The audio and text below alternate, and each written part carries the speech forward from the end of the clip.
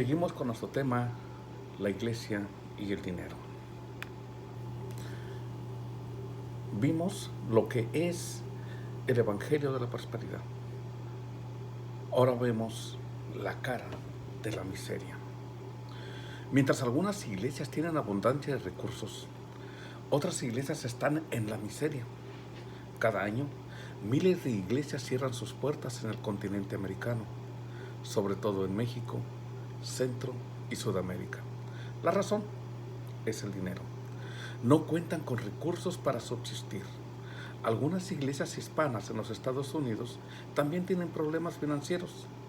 Estas iglesias que cierran sus puertas, en su mayoría es debido a la falta de miembros, y los pocos que asisten no aportan debido a doctrinas convenientes acerca del dinero, porque muchos han introducido doctrinas acerca de esto, y las iglesias, en lugar de ser un bien, les ha hecho un mal, porque aún los propios miembros están viendo afectada su economía debido a una doctrina económica que está afectando a nuestro país. Entre los problemas que afectan es que los pastores tienen que trabajar secularmente para sostener a sus familias. El trabajar secularmente se debe a que solamente el 15 o el 20% de las familias que asisten o de las personas que están en una iglesia son las que aportan. El 85 al 80% de las personas no aportan. Simplemente llegan, escuchan, se van y no son participantes. Entonces el pastor tiene que trabajar secularmente para sostener a su familia. Esto hace que descuiden la iglesia.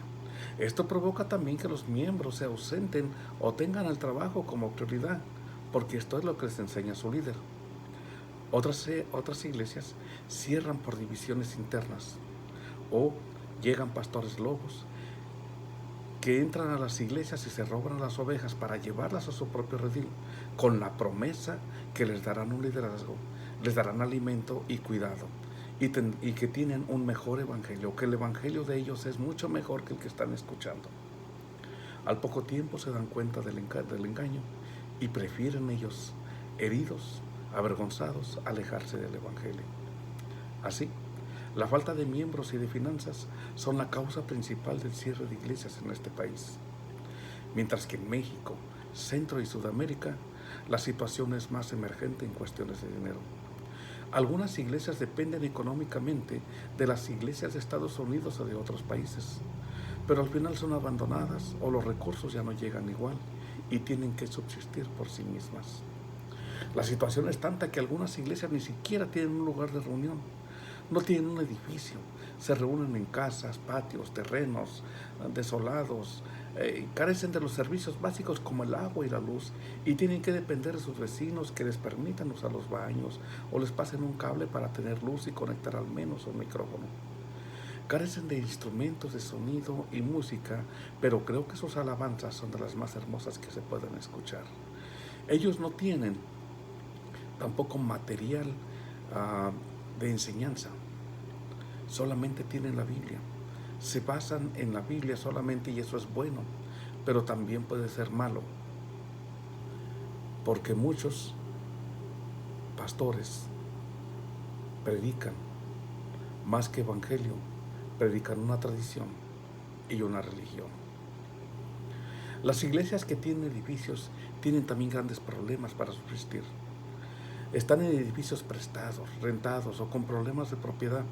Es decir, que algunos edificios no están a nombre de la iglesia, sino que están a nombre de una persona, ya sea un vecino, prestanombres, un líder que fungió como fiador, o a nombre de un pastor fundador, pero que ya no está en la iglesia.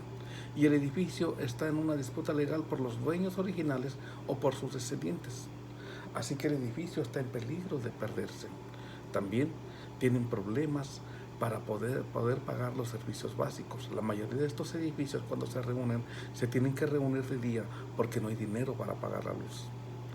Algunos miembros, cuando van, llevan su cubetita de agua porque tampoco tienen agua.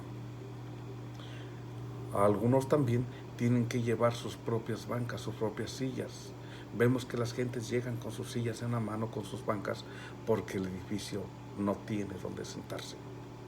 Es una gran pobreza. Ni qué decir de levantar ofrendas, porque es imposible colectar o levantar alguna ofrenda ante la pobreza extrema de sus miembros. Más que vivir al día, las iglesias y sus miembros no ven en sus vidas reflejadas la palabra prosperidad. ¿Y cuál es el problema? El problema mayor es que se ha predicado y se ha enseñado un evangelio de pobreza. Porque nuestros países crecieron con fundamentos de la religión tradicional, donde se enseñó a hacer votos de pobreza, donde se dan limosnas, donde la prosperidad es pecado, donde la pobreza es una cualidad, no una maldición. Es necesario que el evangelio completo sea predicado y la palabra de Dios corte toda maldición de pobreza. Porque Dios nos llamó a ser cabeza, no cola. Él dijo que de seguir su palabra, obedecerla, guardarla, nosotros prestaríamos y no pediríamos prestado. El evangelio llegó a los lugares más remotos de estos países y ha cambiado la vida de las personas. Los ha transformado, dejando atrás los vicios, la inmoralidad, la irresponsabilidad. Les ha llegado el perdón, les ha llegado la gran bendición de Dios. Estas personas en nuestros países han cambiado. Pero lo que no les ha cambiado es su economía. ¿En qué se ha fallado? Esto lo veremos en la próxima serie, el Evangelio de la Pobreza.